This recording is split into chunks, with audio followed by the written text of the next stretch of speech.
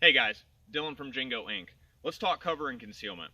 So first off, let's get with the kind of definition so we're all on the same page. The difference between cover and concealment.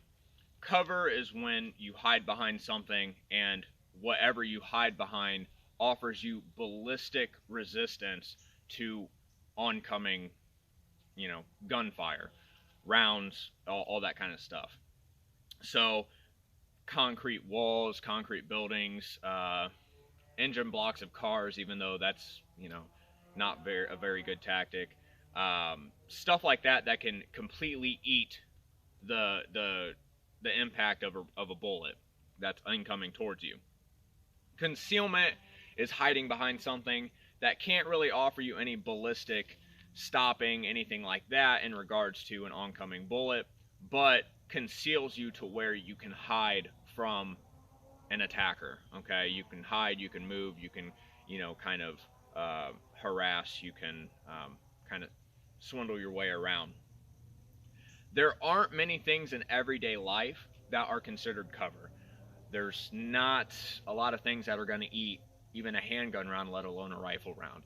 So at Jingo Inc., we don't really like to focus much on cover. We like to focus on concealment because I can conceal myself behind a lot of things. Right now in your house, I could be like, take cover. And there's probably not going to be a lot of things that you can effectively hide behind that would stop a basic round. Or I could say, take concealment, and you could probably find dozens of things. So we like to focus on one solution for many problems. That's why we focus primarily on concealment. And then if it also offers us cover, then that's a bonus. That's great. So let's talk concealment. And these things go hand in hand. Back to the engine block thing. Engines are getting smaller and smaller every year. And they're getting made out of more plastic, polymer, brittle aluminum. Hiding behind an engine block or the I-beam of a car is becoming less and less effective as cover. Okay, especially because, like I said, the engines are getting smaller. That way, that means that the area you can hide behind is a lot less, and engines can be 1 to 2 to 3 feet off the ground. So there's not a lot of coverage that you can take hiding behind an engine block. So that's becoming an outdated tactic. So the goal of I'm using these barrels to kind of show, to kind of use as a barrier to hide behind.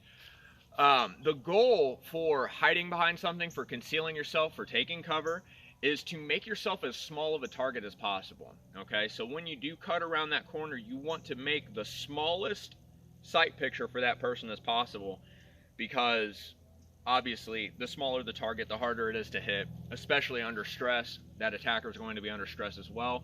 So making sure that you make yourself as small, you don't flag yourself any more than you need to get around that corner and to get a sight picture and to shoot back. You are going to have to make yourself a target. You are going to have to make yourself known to that person, okay, if they are looking that way. It's your goal to make the smallest sight picture possible and to not flag yourself any more than you have to. So how to cut from around concealment. Now, behind this camera is the range. There's no one arming the range. There's no one arming the camera, anything like that. This gun is completely loaded.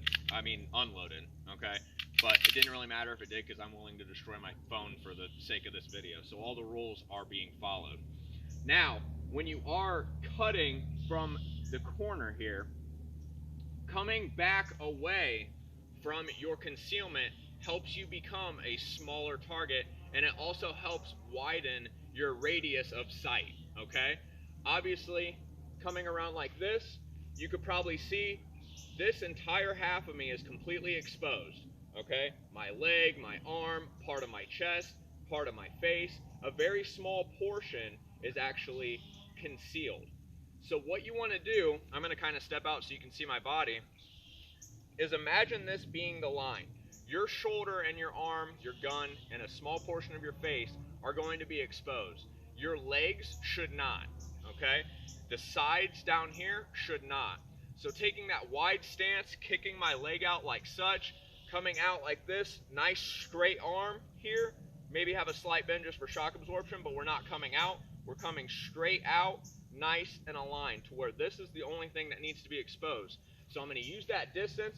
We're coming out, and as you can see, when I lean out, you could see very little of me, and I could see you, okay? There's a lot less of a sight picture for that person to take advantage of. That's the big thing that we need to do. So take that distance, that makes it smaller for them.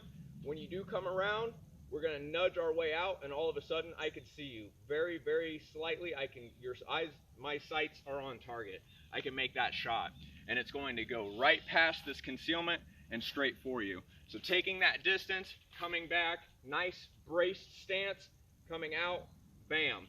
So when you come in close, look how much I have to come out just to get a hold of you. See how much I am? But when I come out this way, look how much is concealed, and I could still take that shot, okay? Now, kind of a pro tip when it comes to coming around corners, coming around stuff like that, you want to avoid patterns, okay? And what I mean by patterns is coming out of the same area multiple times, okay? Because that's what they're focusing on. So if I am coming out and I'm like this, come back in, and I come back out, they're going to start anticipating that, and I'm going to go ahead, and they're going to start shooting at that area. They're going to start prepping up. They're going to start getting that sight picture, and they're going to shoot at you as soon as you pop out. That gives them a crazy advantage. So kind of, if you can, mix it up as much as you can, okay? That's the deal here. So when you do kind of come out like this, bam, come out. You see what I did there? I kind of kneeled down. There's avoiding patterns there. So when they do see you come out, they're going to keep focusing on that area. I saw him right there. Now all of a sudden you're coming down. They have to go through their OODA loop, which I'll make a video of here in a while, and they have to readjust their gun down and reacquire a new sight picture. So that's just some things to talk about when it comes to cover and concealment. I hope that makes sense. If you guys do have any questions, comments, concerns, or you want to come out and do some training, we do a little bit of shooting from concealment in all of our classes pretty much. So making sure that's a big deal. That's a fundamental for me. So all of our classes do that. If you want to do that, feel free to visit us at jingoinc.com. If you do have any questions, comments, concerns, contact us at info@jingoinc.com. I'm Dylan from Jingo Inc. And always remember, a society is only as good as their amount of lethality under voluntary control. See ya.